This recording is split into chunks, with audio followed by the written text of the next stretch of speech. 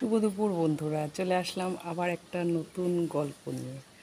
আজকের গল্পটা হচ্ছে রামকৃষ্ণদেব আর স্বামী বিবেকানন্দ একদিন বসে আছে। বসে বসে হঠাৎ করে স্বামী বিবেকানন্দ রামকৃষ্ণদেবের কাছে বলল, ঠাকুর, আমি কোনোদিন ঠাকুর দর্শন পাইনি, ভগবানের আমি দর্শন করতে চাই, কি করে পাবো?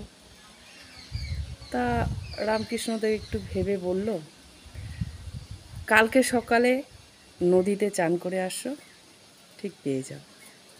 তা এবার রামকৃষ্ণ দেব বলল, তো এবার স্বামী বিবেকানন্দ শুনে খুব আনন্দ পেল। সে কী করলো, সকালবেলায় ভোরবেলায় উঠে নদীতে গেল স্নান করতে।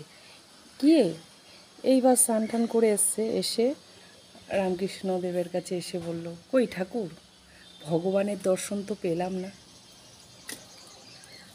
তা ঠাকুর বলছে, ঠিক আছে, একদিন চান করেছো পাওনি, তাহলে আর একদিন চান করে দেখো। ঠিক যথারীতি নরেন আবার পরের দিন সেই সকালবেলায় উঠে নদীতে গেল স্নান করতে, গঙ্গা নদীতে স্নান করে আসলো। এসে আবার একটু মনটা কালো, বলছে, ঠাকুর, ভগবানের দর্শন তো পেলাম না। এবার রামকৃষ্ণদেব হেসে বলছে, তাই পাওনি?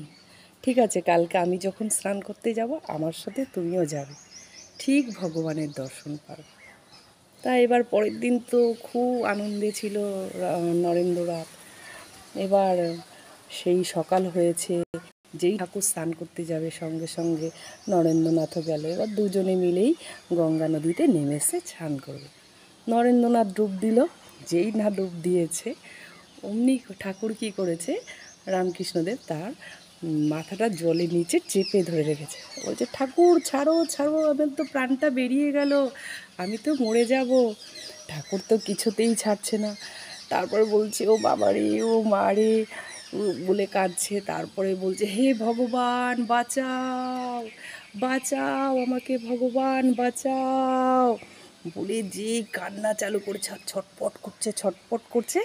তখন রামকৃষ্ণদেব সেই স্বামী বিবেকানন্দকে মাথাটা ছেড়ে দিল জল থেকে। তারপর স্বামী বিবেকানন্দ মাথাটা উঠিয়ে এবার একটু রাগের চোটেই চুপচাপ বাড়িতে চলে আসলো। আসার পর এবার আবার গেছে রামকৃষ্ণদেবের কাছে। তখন বলছে যে, দেখ, ঠাকুরকে ডাকতে গেলে এরকমভাবে ডাকতে হবে, মনের গভীরতা দিয়ে, ঠিক আছে? খালি আমি আর ঠাকুর আছি এরকম ভাবতে হবে সব সময়। তুই যখন লাস্ট বলছিস ভগবান আমাকে বাঁচাও, শেষ নিঃশ্বাসের সময় সেইভাবে ভগবানকে ডাকতে হবে। সেইভাবে তুই যদি ভগবানকে ডাকতে পারিস তাহলে অবশ্যই ভগবান ঠিক দেখা দেবে। দেখা পেলি? তাই নরেন্দ্রনাথ বলছে যে, হ্যাঁ ঠাকুর, পেলাম।